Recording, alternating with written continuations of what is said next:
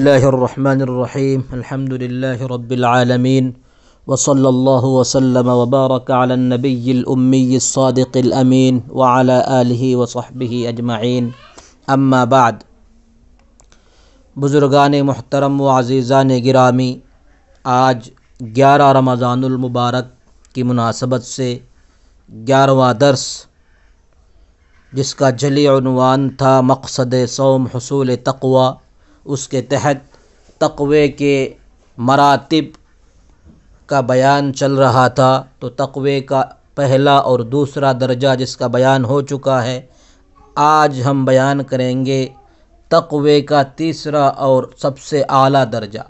عزیزان گرامی، تقوی کا تیسرا اور سب سے اعلیٰ درجہ یہ ہے کہ انسان دل میں اپنے پروردگار کا خوف رکھتا ہو اور جملہ معاصی اور محرمات سے بھی بچتا ہو، اسی کے ساتھ ساتھ مکروہات اور مشتبہات سے بھی بچ جائے اور اپنے باطن کو غیر اللہ میں مشغول کرنے سے کلی اجتناب کرے، تو یہی حق تقوی اور حقیقی تقوی ہے۔ اور اسی کا حکم رب العالمین نے کچھ یوں دیا ہے کہ یا ایھا الذین آمنوا اتقوا اللہ حق تقاتہ، اے ایمان والو دل میں اللہ کا ویسا ہی خوف رکھو جیسا خوف رکھنا اس کا حق ہے۔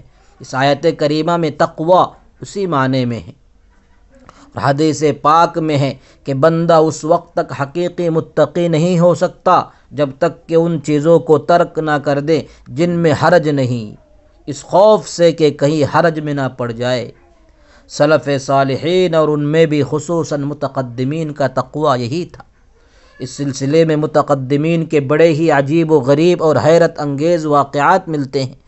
چنانچہ سیدنا حضرت امام اعظم ابو حنیفہ نعمان بن ثابت رحمہ اللہ کے بارے میں آتا ہے کہ آپ رحمہ اللہ نے تجارت میں اپنے ایک شریک حضرت حفص بن عبد الرحمن کے پاس کچھ کپڑا بھیجا۔ کپڑے کا ایک تھان ذرا سا عیبدار تھا، تو حضرت رحمۃ اللہ علیہ نے بتایا کہ خریدار کو اس سے ضرور آگاہ کر دینا۔ اتفاق سے وہ خریدار کو بتلانا بھول گئے اور یہ بھی یاد نہ رہا کہ وہ عیبدار تھان کس کے ہاتھ فروخت کیا۔ تو امام صاحب رحمۃ اللہ علیہ کو جب معلوم ہوا تو بہت افسوس کا اظہار فرمایا، پھر اسی پر اکتفا نہیں کیا بلکہ سارے تھانوں سے حاصل ہونے والی قیمت صدقہ کر دی، جس کی رقم 30,000 درہم تھی، جو کہ بہت بڑی رقم تھی۔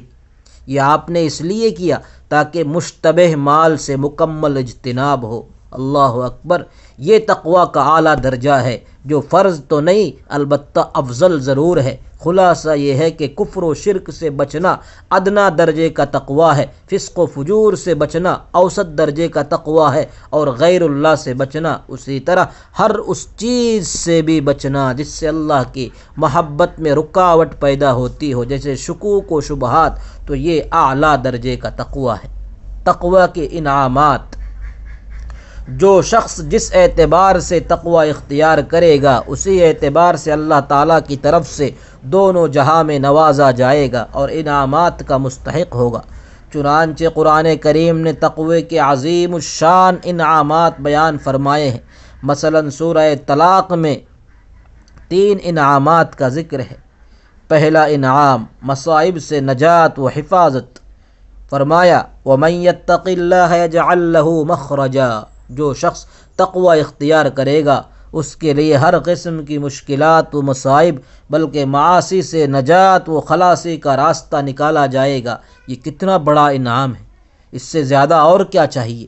علاوہ ازیں مزید انعامات کو بیان کرتے ہوئے دوسری جگہ فرمایا یا ایھا الذین آمنوا ان تتقوا اللہ یجعل لکم فرقانا ویکفر عنکم سیئاتکم ویغفر لکم واللہ ذو الفضل العظیم۔ اے ایمان والو، اگر تم تقوی اختیار کرو گے، اللہ سے ڈرو گے، تو وہ تمہیں ایک فیصلہ کی چیز دے گا اور تم سے تمہارے گناہوں کو دور کر دے گا اور تم کو بخش دے گا، اور اللہ بڑے فضل والا ہے۔ یہاں تقوی پر فرقان کا وعدہ فرمایا۔ اس کے مفہوم میں بڑی وسعت ہے۔ فرقان کے متعلق ایک قول تو یہ ہے کہ اس سے مراد فیصلہ کن فراست و بصیرت ہے، جس کے ذریعے حق و باطل، طاعت و معصیت میں امتیاز و فرق کرنا آسان ہو جائے۔ اور دوسرا قول یہ ہے کہ اس سے مراد اللہ تعالیٰ کی نصرت وہ حفاظت ہے، اور یہی اکثر علماء کا قول ہے۔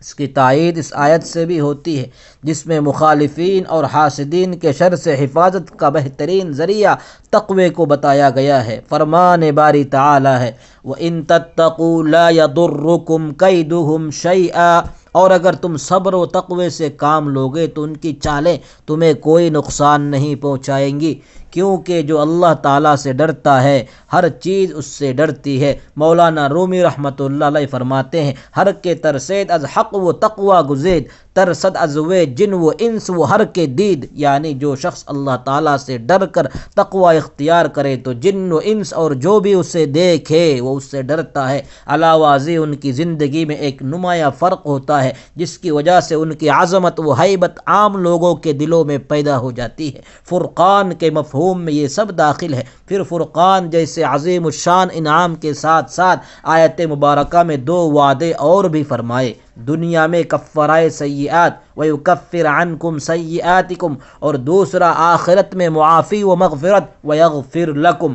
ثابت ہوا کہ تقوی سے مصائب دنیا کی طرح مصائب عقبہ سے بھی حفاظت ہوگی، جیسا کہ خود ارشاد ربانی ہے ثُمَّ نُنَجِّي الَّذِينَ اتَّقَوْا، پھر ہم متقین کو ہر قسم کے مصائب سے نجات دیں گے۔ اسی طرح ارشاد فرمایا وَمَن يَتَّقِ اللَّهَ يَجْعَل لَّهُ مَخْرَجًا، نیز حدیث میں رحمت عالم صلی اللہ تبارک و تعالی علیہ وسلم نے فرمایا عن ابی ذر رضی اللہ عنہ ان رسول اللہ صلی اللہ علیہ وسلم قال انی لأعلم آیتا لو اخذ الناس بها لکفتهم ومن يتق اللہ یجعل له مخرجا، رواہ احمد۔ میں ایک ایسی آیت جانتا ہوں کہ اگر لوگ اس پر عمل کر لیں تو دین دنیا کے لیے وہی آیت کافی ہو، اور وہ آیت ہے سورہ طلاق کی وَمَن يَتَّقِ اللَّهَ يَجْعَل لَّهُ مَخْرَجًا، کہ جو بھی تقوی اختیار کرے گا اس کے لیے ہر قسم کی مصائب سے نجات کا راستہ نکالا جائے گا۔ اللہ پاک ہمیں تقوی اختیار کرنے والے بنائے، تقوی اختیار کرنے کی توفیق عطا فرمائے۔ وصلی اللہ وسلم وبارک علی نبینا محمد وآلہ واصحابہ اجمعین۔